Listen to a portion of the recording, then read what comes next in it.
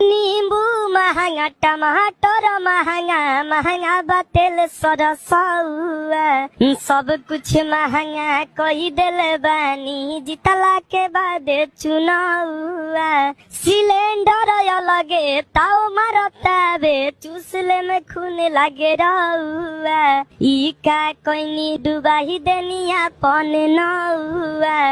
कहले रहनी गरीबी हटाइब, देश के बनाइब रहुआ।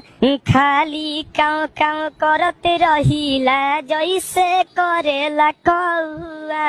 बरतन कपड़ा किनिए न पाई, बढ़ल बा तना भौआ। रउए बताई कैसे छवाई गरीब के आंगन मड़ौआ।